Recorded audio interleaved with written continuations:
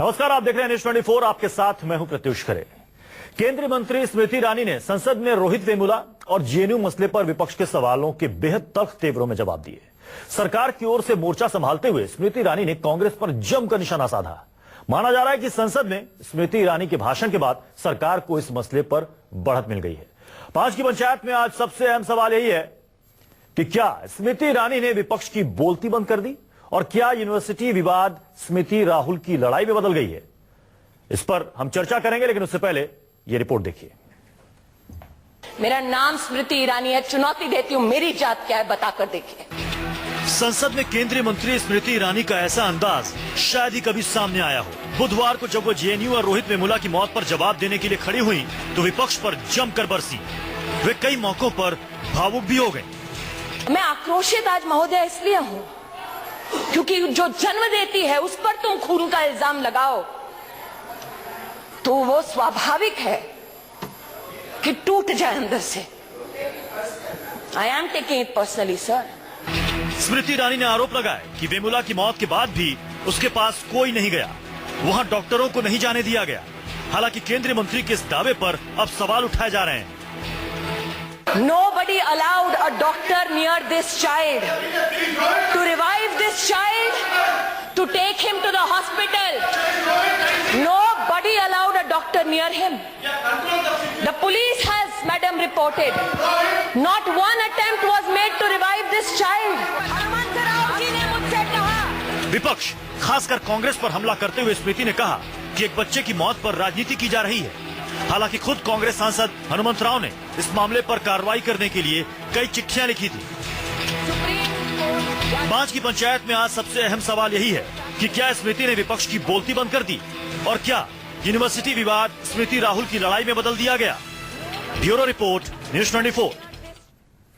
आपको बता दें कि कल स्मृति ईरानी ने लोकसभा में जो बयान दिया उसके कुछ ही देर के बाद प्रधानमंत्री नरेंद्र मोदी ने भी ट्विटर पर इस भाषण को डाला और बीजेपी के साथ साथ जो एनडीए के दल हैं वो भी इसकी काफी तारीफ कर रहे हैं कि बहुत अच्छा भाषण था, विपक्ष की बोलती बंद हो गई इससे। हमारे साथ 2 खास मेहमान इस वक्त जुड़ रहे हैं, एक और मेहमान जुड़ेंगे, उनसे भी आपका परिचय कराऊंगा।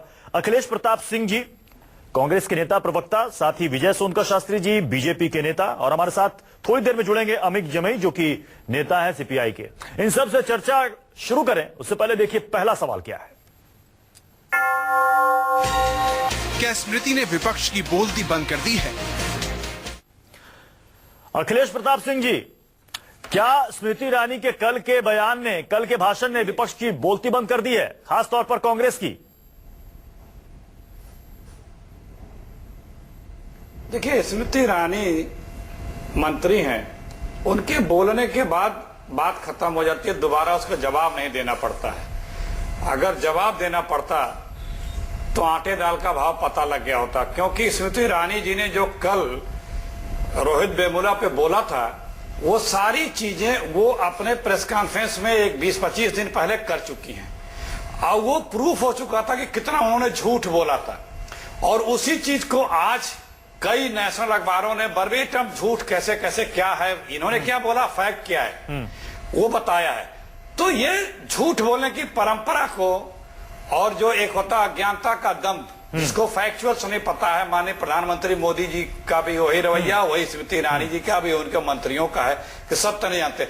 देश तो उनसे जानना चाहता है, वो कह रही है कि मेरी जात क्या है बताओ।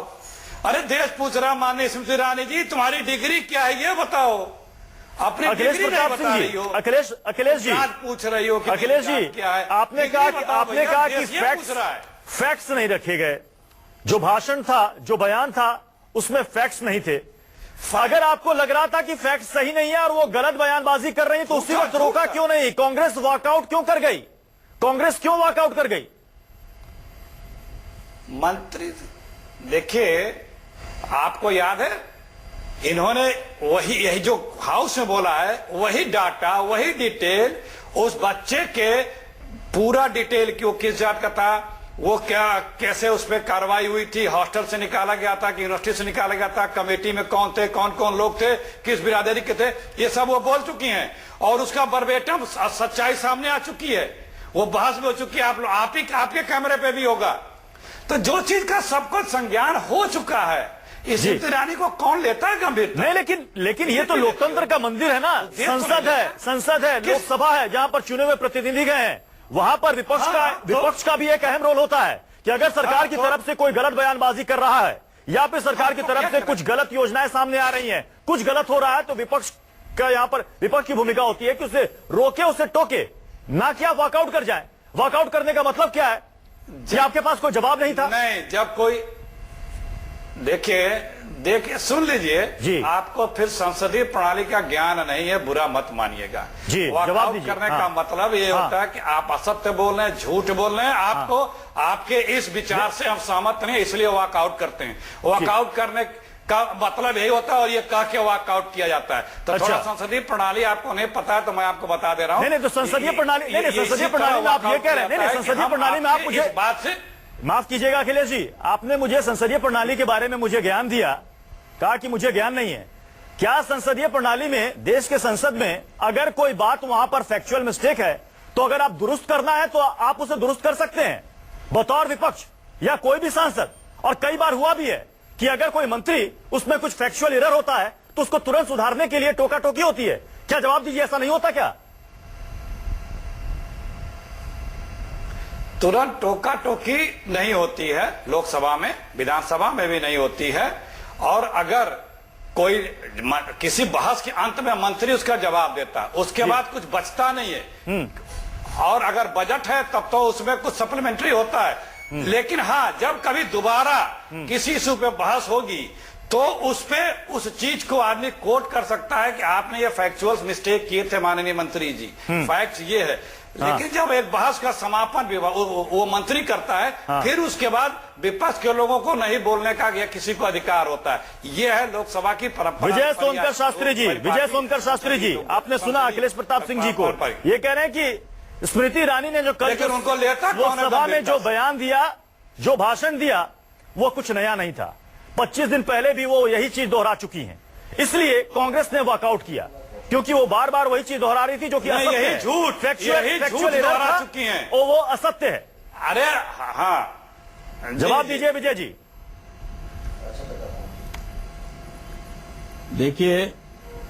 देखिए अखिलेश जी जिस ज्ञान की बात कर रहे हैं, मुझे तो बड़ा दुख हो रहा है कि इन लोगों के पास उत्तर नहीं होती तो उल जलूल बातें शुरू कर देते हैं। जैसा कि अभी मैं देख रहा था, सुन भी रहा था कि आपकी बातों का उत्तर तो था नहीं, तो स्मृति ईरानी के सर्टिफिकेट की बात कर रहे थे।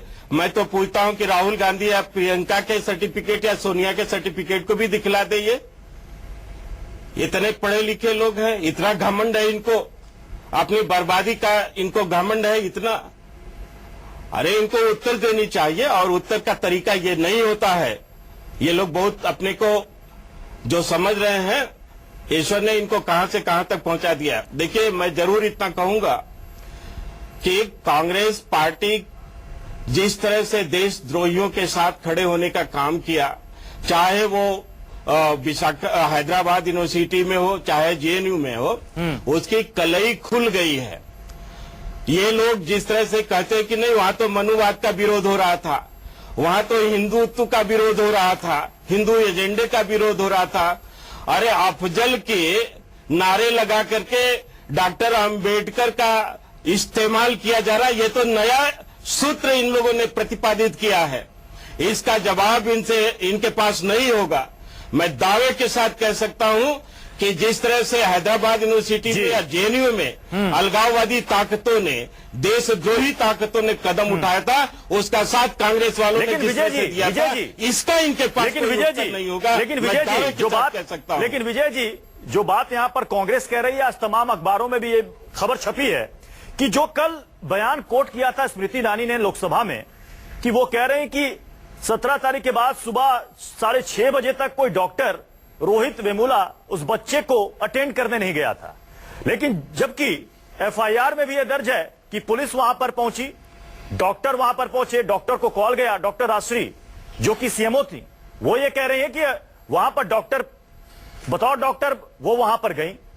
7:20 पर उनके कॉल आया, 7:25 पे वहां पहुंची 5 मिनट के अंदर, 7:30 बजे उसे डेट डिक्लेयर किया गया। एफआईआर में भी ये बातें दर्ज हैं। तो ये कहां से स्मृति ईरानी ने यह बात ले आई कि सुबह 6:30 बजे तक कोई डॉक्टर अटेंड करने नहीं आया।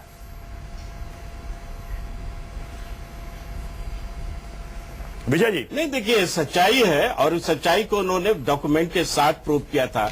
उन्होंने, ये लोग तो बार बार ये भी कहते हैं कि स्मृति ईरानी ने बार बार पत्र लिख करके वाइस चांसलर को जब मोटिवेट किया तो इसलिए उसने सुसाइड कर लिया। नहीं, ये बताइए ना सर, जो मेरा ये सवाल था, तमाम अखबारों में भी ये रिपोर्ट है सर। मेरा जो सवाल था और तमाम अखबारों में भी ये रिपोर्ट लिखा था।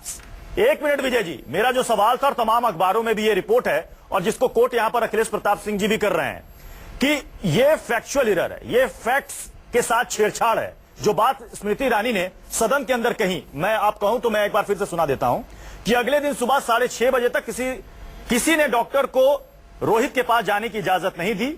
बच्चे की बॉडी का छुपे हुए पॉलिटिकल टूल की तरह इस्तेमाल हुआ। जो नारे लगा रहे थे वे इंसाफ नहीं, राजनीति चाहते थे। यानी कि ये कह रहे हैं कि उस वक्त किसी डॉक्टर को भी अंदर जाने नहीं दिया गया, जबकि डॉक्टर वहां पर गई, उन्होंने उस बच्चे को देखा, उस छात्र को देखा, उसे डेड डिक्लेयर किया गया पुलिस की मौजूदगी में। तो यह बात कहां से आ गई?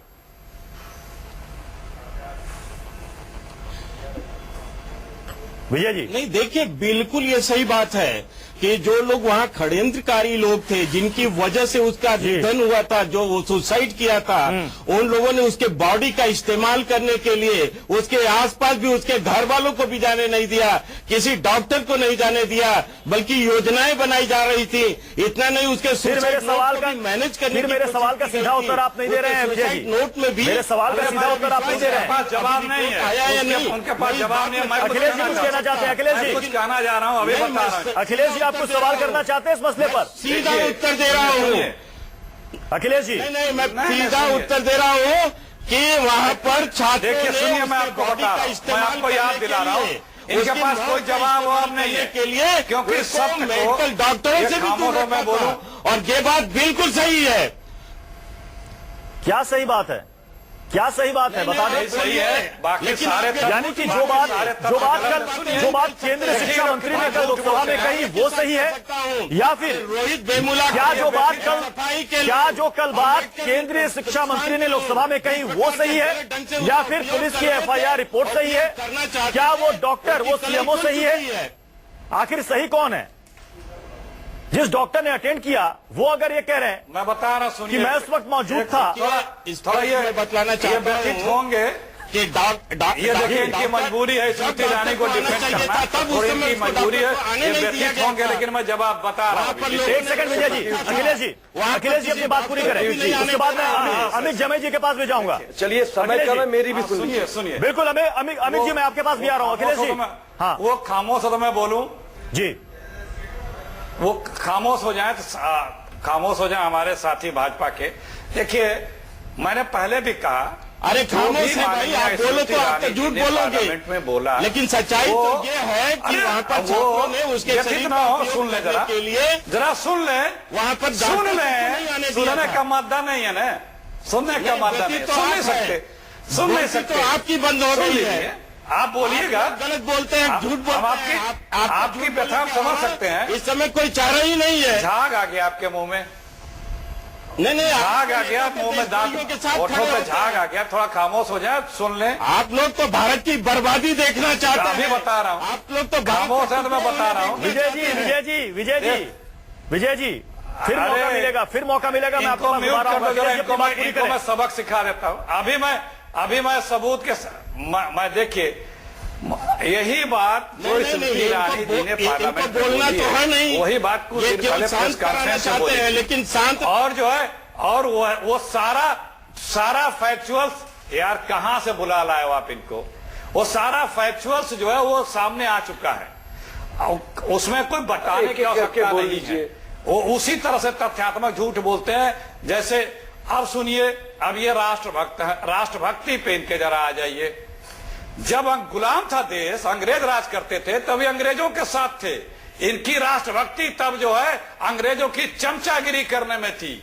स्वतंत्रता संग्राम सेनानियों के खिलाफ अंग्रेजों से गवाही देते थे, लोगों को सजाएं हुई थी, यहां तक कि इनके सबसे शीर्ष नेतृत्व जो था, जो आगरे से निकले हैं, उनकी गवाही पे लोगों को सजा हुई है। कितने नाम गिनाऊं, सैकड़ों नाम।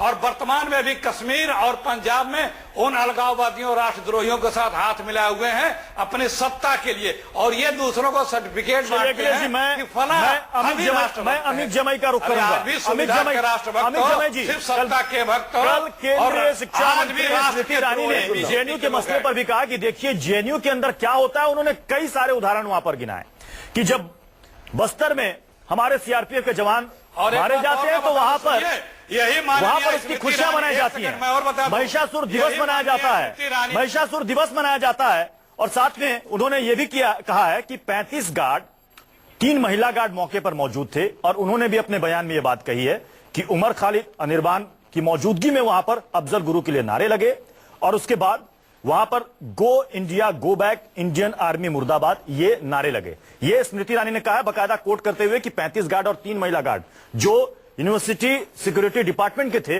उन्होंने अपने बयान में यह बात मानी है। और वो कह रहे हैं कि ये लोग कहते हैं कि सरकार उनके खिलाफ कार्रवाई कर रही है तो गलत कर रही है। देखिए, मैं सही कहूं कि स्मृति जी का जो बयान है कल का संसद का, मैं बयान पे बहुत नजर रखता हूं। संसद के भाषण, मैं आपको ये भी बताऊं कि मैं सुषमा स्वराज जी का बहुत बड़ा फैन हूं। जिस तरह से तर्क से, जिस तरह से शालीनता से, जिस तरह से तहजीब से, तमीज से वो बात रखती हैं, दिल खुश हो जाता है कि संसद में कुछ लोग बोलने वाले आज भी बचे हैं। लेकिन कल का भाषण सुन के मुझे लगा कि भाई ये जो इनके अंदर एक्टिंग का जो पूरा ये जो एक्टर है हमारी स्मृति ईरानी, इसके अंदर बहुत जबरदस्त एलिमेंट अभी भी बचा हुआ है। क्या जज्बात थे, क्या ड्रामा था, लेकिन तर्क नहीं था उसके अंदर, आर्ग्यूमेंट नहीं थे उसके अंदर। मैं चाहता था कि स्मृति ईरानी जी कल जवाब देती जब कोई और ये बोलती कि मैं भाजपा की एचआरडी मंत्री नहीं हूं, मैं भाजपा की एचआरडी मंत्री नहीं हूं, मैं इस देश की एचआरडी मंत्री हूं। वो कहती कि राहुल गांधी जी बाद में क्यों जाएंगे, मैं पहले जाऊंगी, क्योंकि इस देश के छात्र, इस देश के युवा, वो है भविष्य। उसके समर्थन लेकिन खड़े होते हो, लेकिन बाजी करते हो। इस मिनिस्टर को ये एबीवीपी बीजेपी के एमपी के नाम पे ये मंत्रालय सुपारी लेने का काम कर रहा था। ये बंगारू दत्तात्रेय, ये एबीवीपी के लोग ये सुपारी ले रहे, यही वो लोग हैं जिन्होंने जेएनयू में सुपारी ली। ये महेशगिरी लोकसभा का इनका एमपी और ये एबीवीपी का इनका नेता, ये मिलके जहां पे भी असहमति की आवाज है उसे दबा देना चाहिए। चलिए अब इस बहस को हम आगे बढ़ाते हैं, देखते हैं 5 की पंचायत में हमारा दूसरा सवाल क्या है। क्या यूनिवर्सिटी का विवाद राहुल स्मृति की लड़ाई में बदल गया है? विजय जी, क्या यूनिवर्सिटी विवाद स्मृति राहुल की लड़ाई में बदल गया है? कल क्यों स्मृति ईरानी ने यह बात कही कि मुझे अमेठी से लड़ने की सजा दी जा रही है?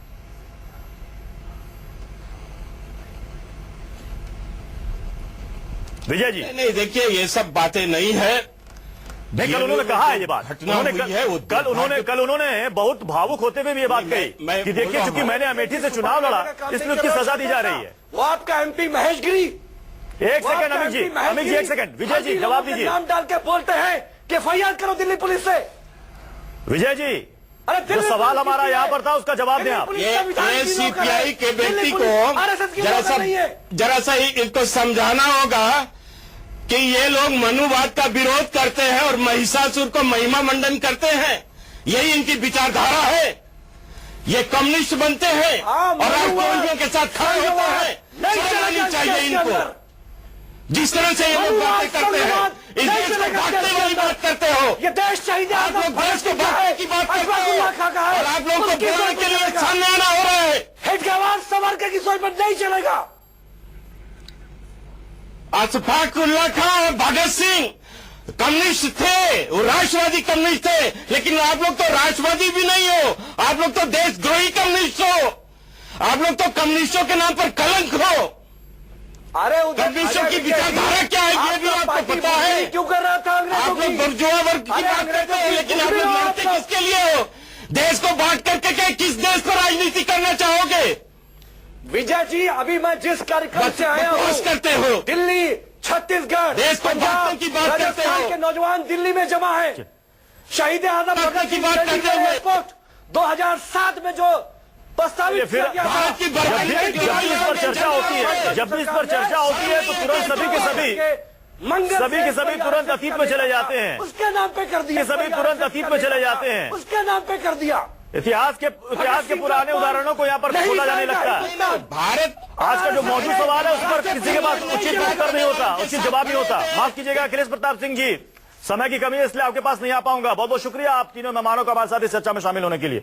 तो पूरा देश देख रहा है, कोई यहाँ पर किसी को देशभक्ति या फिर देशद्रोही का ये सर्टिफिकेट कोई जारी ना करे। देश जानता है, भली भांति जानता है, समझता है कि कौन क्या है। एक छोटा सा ब्रेक, आप देखते रहिए न्यूज़ 24।